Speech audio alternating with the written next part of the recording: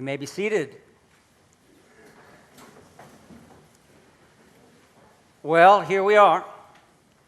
Our long journey through stewardship season is nearly complete, at least in talking about it from the pulpit.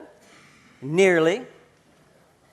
As I hope you understand, stewardship is always going on, or say ongoing.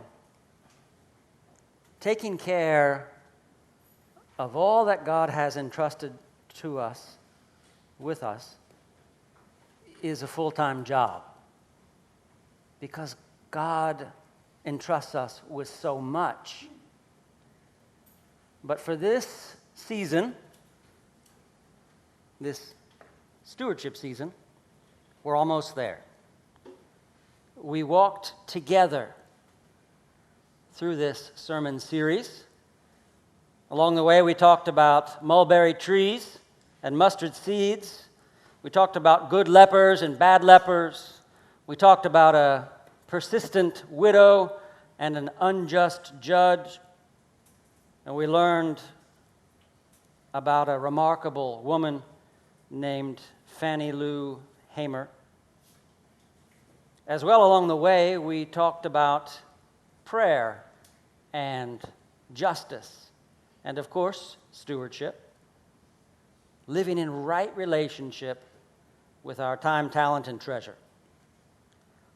And as you have probably guessed, I'm going to have more to say about stewardship before I'm done. But first, as I usually do, I want to start with the gospel reading for today. We're still in Luke, now in chapter 18. This is the parable of the Pharisee and the tax collector. And it's fairly straightforward, at least at first blush, I think. And it's a story about prayer and humility and justification. We start with two men. Both were in the same place, the temple, and both were doing the same thing, praying. So let's start with the Pharisee. Like most Pharisees, this man was scrupulous for the law of Moses. He was conscientious, rigorous, meticulous. And to be clear, there's nothing wrong with that. Nothing at all. But one of the problems with this particular Pharisee is that he knows that he is scrupulous. And he wants everybody else to know. He is following the law, but not for the right reason. The law exists for at least two purposes, maybe more. One, so that those who follow the law might learn to love God better, day by day. And two, so that by following the law, other people might be blessed. Blessed to be a blessing, that's how it says. Blessed to be a blessing. Love God, love neighbors. There were many good Pharisees. There were many good Pharisees who followed the law, and so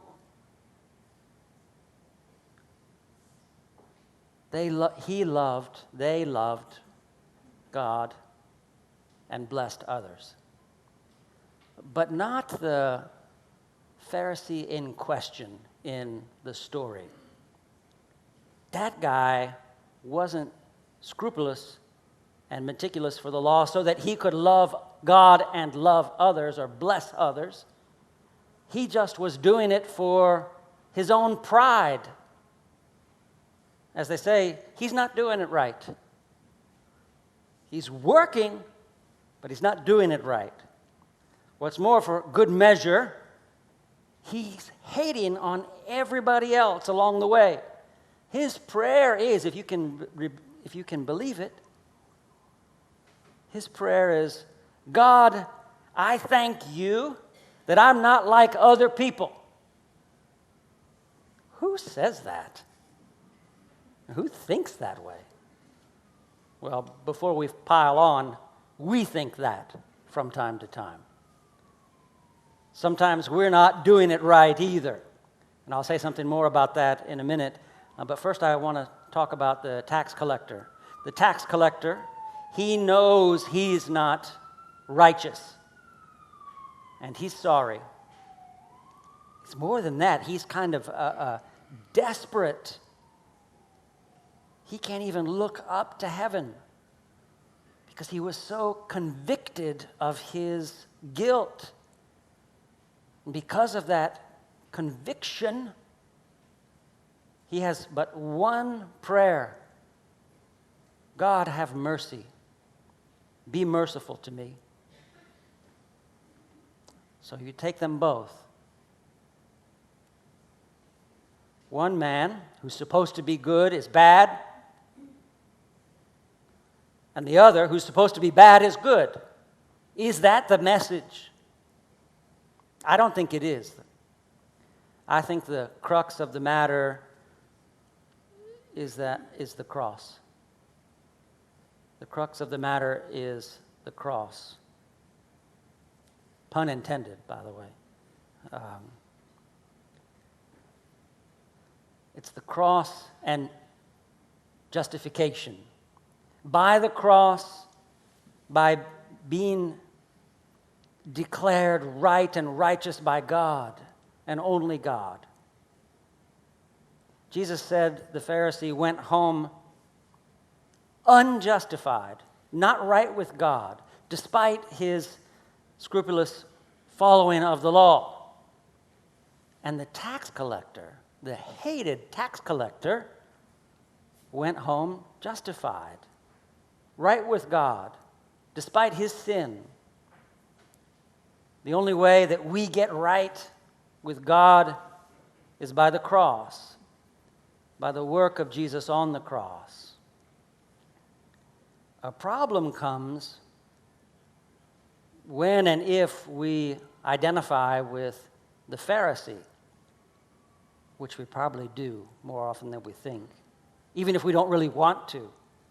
Why do we identify with the Pharisee? Because we're church people. Sometimes church people like us can give in to the temptation to believe that we are justified by our actions in the following of our religion. Our prayer could just as easily have been, thank God that we're not like all those unwashed masses who can't even come to church once in a while. Well, don't believe it. We are unwashed as well by our sin. Only God in Christ can declare us washed, righteous, justified.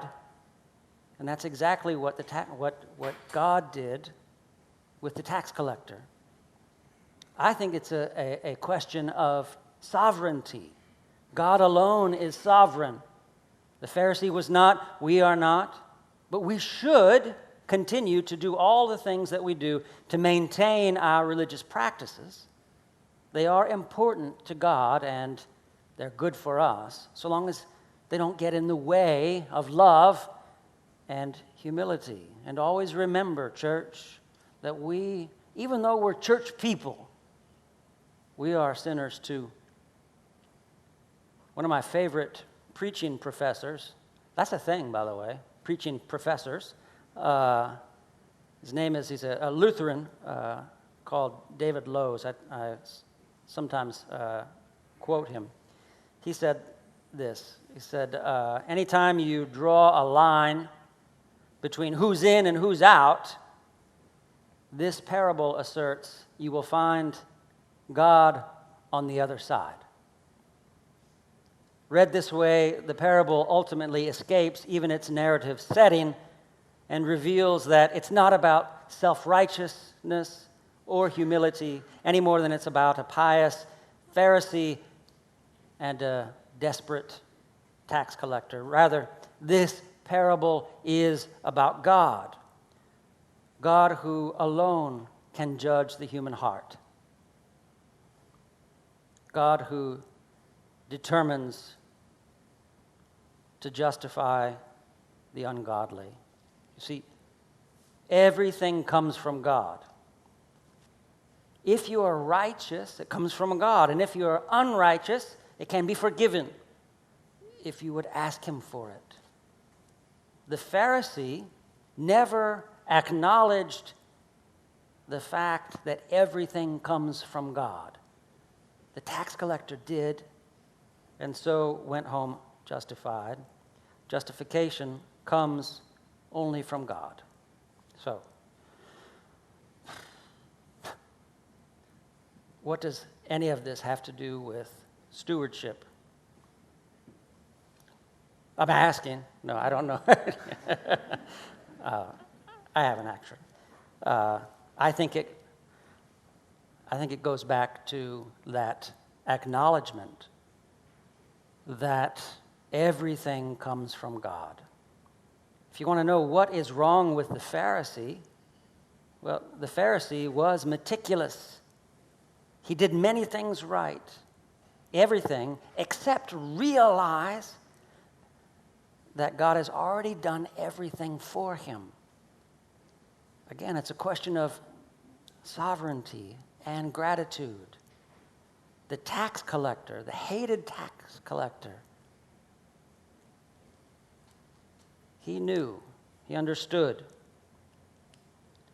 that all things come from God, including mercy. He understands that he needs God. Question for us in Stewardship Sunday is, do we, this day, saints, this stewardship season, every day, do you and I know that we need God? Do you and I acknowledge every day that all that we have comes from God, including our material blessings, our, I'll say it just once, our money? I ask it again. Do you and I acknowledge every day that all that we have comes from God, including our material blessings, our money? If so, give thanks and then do something about it. Acknowledge it. Give. So give.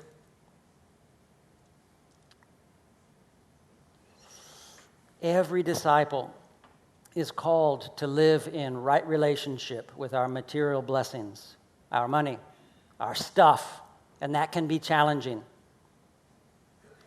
But it's good for you. It's good for us, each of us, to give. So give. And as an added bonus, we will get a church that transforms lives $1 at a time, one life at a time. Amen.